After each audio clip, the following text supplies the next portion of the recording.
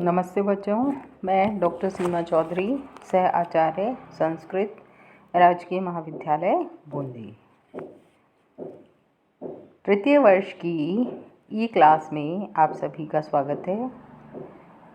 और नीति शतक कोटा विश्वविद्यालय के द्वारा आपके लिए द्वितीय प्रश्न पत्र में निर्धारित पाठ्य पुस्तक है। नीति शतक को प्रारंभ करने से पहले उसके बारे में मैं आपको कुछ पुस्तक के बारे में जानकारी दे देती हूँ। इसी क्रम में बताया जा रहा है कि जो नीति शतक है वो भर्तृहरि की मौलिक रचना है। तो बच्चों, किसने लिखी है नीति शतक? भर्तृहरि के द्वारा रचित है। और इन्होंने जो शतक लिखे हैं 3, वो इस प्रकार से हैं: श्रृंगार शतक, नीति शतक और वैराग्य शतक।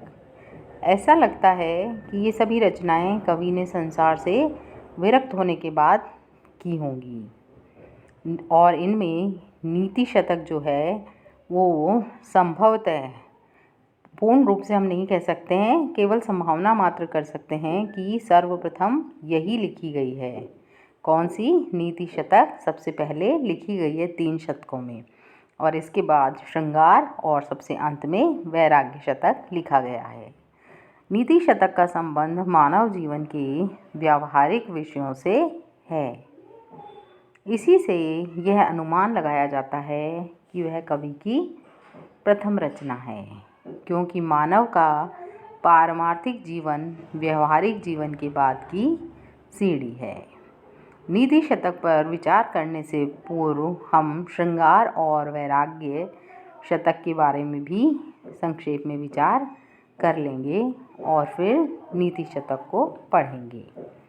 जो श्रृंगार शतक है बच्चों, उसके विविध छंदों में 100 श्लोक दिए गए हैं। छंद उनके अलग अलग हैं। इस प्रकार उनकी कुल संख्या 100 है, जो कि ललित और मधुर शैली में कवि ने इनमें स्त्री की उस मोहनी कला का चित्रण किया है जिसका जादू पुरुषों के हृदय को बलात् ही आकृष्ट कर लेता है। विलासिनियों का यह जादू किसी को भी नहीं छोड़ता है। वह सबको अपना शिकार बना लेता है, चाहे वह योगी हो या तपस्वी, वीर योद्धा हो या शास्त्रों में पारंगत विद्वान। निर्जन अरण्यों की कंदराओं में निवास करने वाले, पत्तों को चबाकर जीवन निर्वाह करने वाले ऋषियों और मुनियों तक को इसने अपना शिकार बनाया है। वैराग्य शतक में भी 100 श्लोक हैं, जिनमें कवि ने मानव जीवन की क्षणभंगुरता तथा संसार की सारहीनता को दिखलाते हुए वैराग्य की महिमा का वर्णन किया है। संसार की समस्त वस्तुओं को भय से पूर्ण बतलाते हुए कवि ने केवल वैराग्य को ही भय से रहित बतलाया है। सर्व वस्तु भयान्वितम भुवि नृणाम वैराग्यम एव अभयम। वैराग्य शतक कवि की अंतिम रचना है, क्योंकि उसमें मानव जीवन के अंतिम प्राप्य का निरूपण किया गया है। वैराग्य शतक पढ़ने से ज्ञात होता है कि वैराग्य ही वास्तविक वर्ण्य विषय था। वैराग्य वर्णन ही इनका मुख्य अभिप्रेत था, श्रृंगार नहीं। श्रृंगार वर्णन तो उनका पूर्व पक्ष था, उत्तर पक्ष तो वैराग्य ही था। भौतिक भोग विलास से घृणा उत्पन्न करना कवि को अभिष्ट था। यही कारण है कि भर्तृहरि ने प्रथम श्रृंगार शतक में सांसारिक भोग विलासों के प्रति मानव का स्वाभाविक आकर्षण चित्रित किया है, और अंत में वैराग्य शतक में उनकी सारहीनता और तुच्छता को दिखाया है। नीति शतक में मनुस्मृति और महाभारत की गंभीर नैतिकता कालिदास की सी प्रतिभा के साथ प्रस्फुटित हुई है। विद्या, वीरता, साहस, मैत्री, उदारता, भूतदया आदि मानव की उदार वृत्तियों का बड़ा ही सरल पदावली में वर्णन किया गया है। इनमें प्रतिपादित नीति सिद्धांत बिना किसी भेदभाव के समग्र विश्व के लिए कल्याणकारी हैं। कुछ लोगों का विचार है कि शतक जो हैं मनुष्य को भाग्य पर निर्भर रहने की प्रेरणा देती है, लेकिन वास्तव में क्या है, यह हमारे देश की समन्वयशील संस्कृति की विशेषता है। पुनर्जन्म का सिद्धांत हमारे देश में अत्यंत ही प्राचीन काल से चला आ रहा है। यह देश के कण कण में व्याप्त दिखाई देता है। पुनर्जन्म को मानने वाले लोगों के लिए यह अत्यंत स्वाभाविक है कि वे भाग्य पर विश्वास करें। ऐसी स्थिति में यदि भर्तृहरि के शतकों में भर्तृहरि के भाग्यवादी दृष्टिकोण का कुछ संकेत मिलता हो तो इसमें कोई आश्चर्य नहीं है। भाग्य को मानते हुए भी भर्तृहरि कर्म के महत्व की उपेक्षा नहीं करते हैं। वे कर्म से विरत रहने के लिए कहीं भी आग्रह नहीं करते। भर्तृहरि अपने पाठकों को कर्म का महत्व बतलाते हुए तब तक कर्म से विरत न होने की प्रेरणा देते हैं जब तक कि कर्म में सफलता न प्राप्त हो। उनके शतकों में ऐसे अनेक श्लोक हैं जो पुरुषार्थ के महत्व का भी स्पष्ट रूप से प्रतिपादन करते हैं। भर्तृहरि का अब साहित्यिक मूल्यांकन आप देखिए कि साहित्य की दृष्टि से जो भर्तृहरि हैं उनके काव्य के लिए क्या कहा जाता है, क्या बताया जाता है। कम से कम शब्दों में अधिक से अधिक भावों और विचारों को कलात्मक ढंग से सफलतापूर्वक अभिव्यक्त करने की अद्भुत क्षमता भर्तृहरि की विशेषता है, जो उनको संस्कृत साहित्य के मूर्धन्य कवियों के बीच में अपना स्थान दिलाती है। भर्तृहरि के संबंध में प्रोफेसर लेसेन का उक्त कथन अक्षर से सत्य है। और भर्तृहरि हैं, उनकी भाषा कैसी है, अत्यंत ही सरल, सुबोध, परिष्कृत और मुहावरेदार है। शैली उनकी प्रसादपूर्ण है और शब्द योजना बहुत ही व्यवस्थित है। भावों को अभिव्यक्त करने की उनमें अद्भुत क्षमता है। भाषा के स्वाभाविक प्रवाह एवं पदों में लालित्य है। उनकी शैली के दो भिन्न रूप हम लोग देखते हैं। एक तो समस्त पदों से रहित बड़े बड़े छंदों वाला और दूसरा समस्त पदों से युक्त छोटे छंदों वाला। कवि की यह दूसरी शैली गागर में सागर भरने वाली शैली है और बड़ी ही प्रभावशाली है। इन छोटे छोटे छंदों में भाषा का प्रवाह और पदों का लालित्य अत्यंत ही आकर्षक है, जिसका कि उदाहरण निम्न प्रकार से दिया जा रहा है कि सिंहः शिशुरपि निपतति मदमलिन कपोलभित्तिषु गजेषु प्रकृतिरयं सत्त्ववतां न खलु वयस्तेजसो हेतु। तो ये जो एक सूक्ति है बच्चों अंतिम लाइन में कि न खलु वय तेजसो हेतु, जो वय होता है, आयु होती है, वह किसका हेतु नहीं होती है, तेजसो, तेज का हेतु नहीं होती है। और इसके लिए इन्होंने सिंह के शिशु का बच्चे का उदाहरण दिया है। जब हम इस छंद को पढ़ते हैं तो देखते हैं कि कैसी स्वाभाविक शब्द योजना इसके अंतर्गत हमें दिखाई देती है। इनमें एक एक शब्द कानों में झनकार सी उत्पन्न करते हुए चले जाते हैं।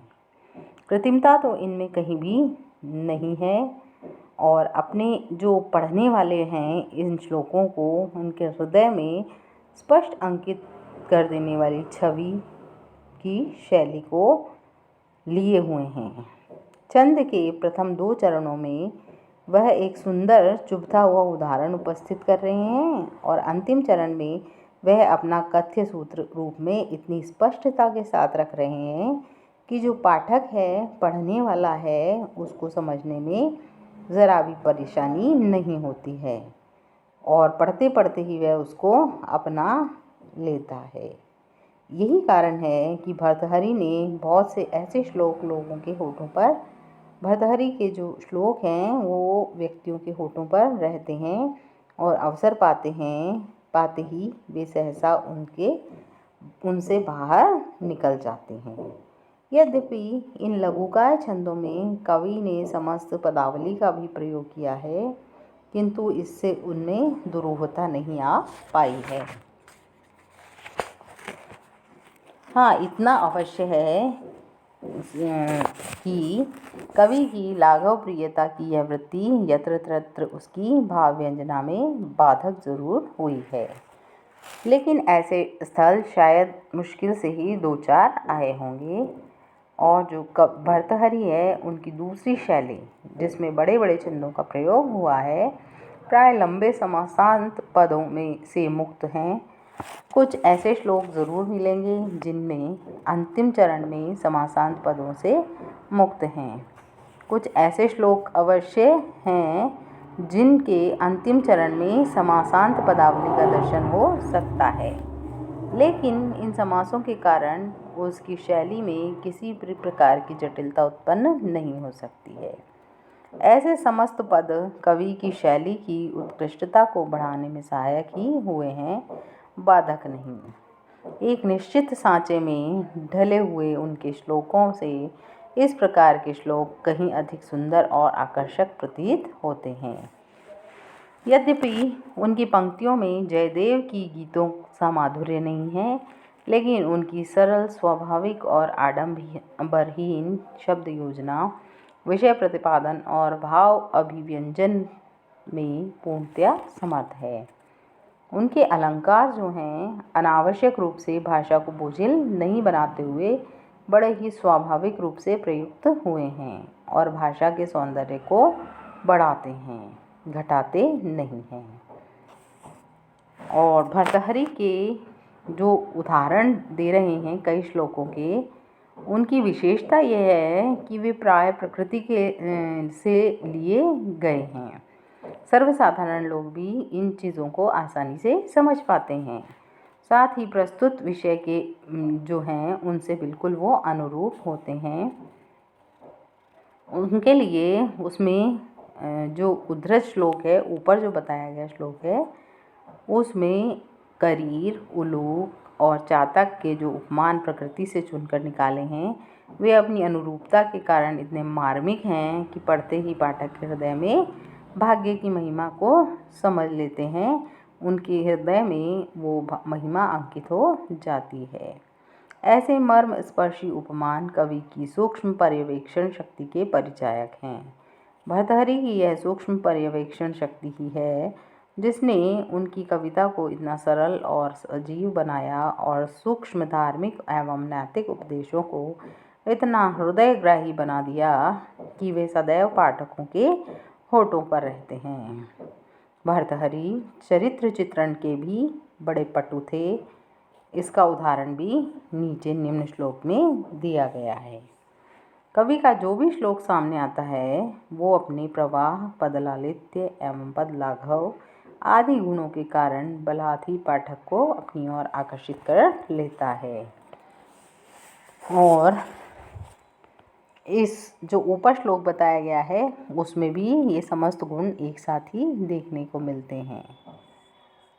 ये जो ऊपर वाला श्लोक है बच्चों, उसमें एक एक पद कितना सार्थक है और सारगर्भित है उसके लिए बताया गया है कि यदि एक भी पद बीच में से हटा दिया जाता है तो श्लोक की सारी पदमाला ही टूटकर बिखर जाती है और अस्त व्यस्त हो जाता है।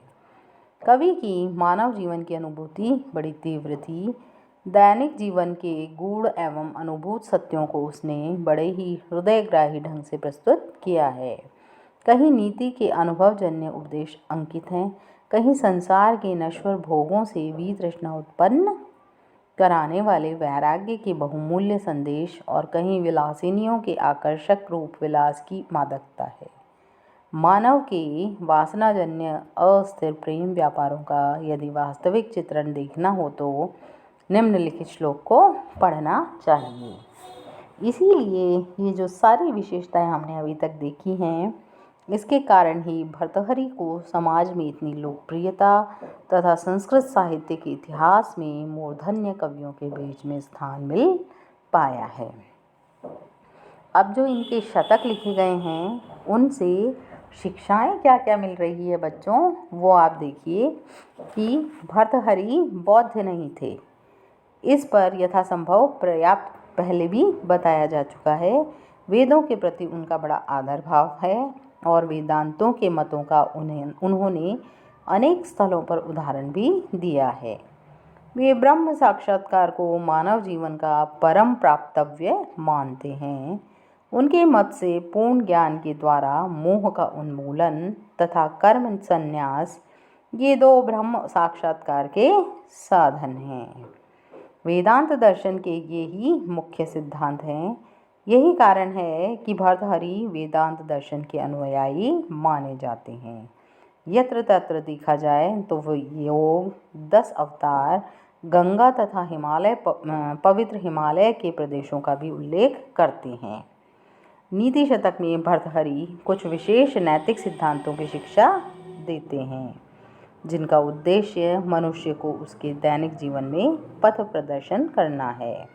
आत्मसम्मान को वे विशेष महत्व देते हैं। उसका महत्व बतलाते हुए वे लोगों को कठिन से कठिन स्थितियों में भी उसे न त्यागने की शिक्षा देते हैं। भर्तृहरि का दूसरा महान आदर्श है परोपकार। परोपकार को उन्होंने सज्जनों का स्वाभाविक धर्म माना है। जिस प्रकार वृक्षों का काम है फल देना, मेघों का काम है जल देना और नदियों का काम है दूसरों के लिए बहना, उसी प्रकार सज्जनों का काम है दूसरों का उपकार करना। कवि की दृष्टि से शील जो है सदाचार का मनुष्य के जीवन में बड़ा ही महत्व है। उनके विचार से शील की रक्षा मनुष्य को हर प्रकार से करनी चाहिए। इसी प्रकार धैर्य, सत्य, क्षमा तथा सत्संगति आदि गुणों की ओर कवि ने पाठकों का ध्यान भी आकृष्ट किया है। वैराग्य शतक में कवि त्याग एवं वैराग्य का महत्व प्रतिपादित करता है। वह उन इच्छाओं के दमन की शिक्षा देता है जो इंद्रियों को विषयों में लगाती हैं। सांसारिक भोगों को छोड़कर मानसिक शांति प्राप्त करने के लिए वह अपने पाठकों को प्रेरित करता है, क्योंकि सांसारिक भोगों से शाश्वत एवं स्थायी आनंद प्राप्त नहीं होता है। उनके विचार से मनुष्य को एकांत वनों में जाकर रहना चाहिए, क्योंकि मानसिक शांति और आत्म साक्षात्कार वहीं प्राप्त हो सकते हैं। वहाँ पहुंचकर मनुष्य की समस्त इच्छाएं स्वतः ही शांत हो जाती हैं और मन उस परमात्मा में लीन हो जाता है जो संसार का नियंता है। तो बच्चों, ये हमने आज जो पुस्तक प्रारंभ करेंगे हम आगे अब नीति शतक, उसको पढ़ने से पूर्व उसके बारे में थोड़ी जानकारी दी है और उसके रचयिता जो भर्तृहरि हैं उन्होंने इस नीति शतक के अलावा अन्य किन 2 शतकों की रचना की है उस पर भी विस्तृत चर्चा की है। मैंने आपको उसके बारे में भी बताया है। अब अगली कक्षा में हम श्लोकों को प्रारंभ पढ़ना करेंगे।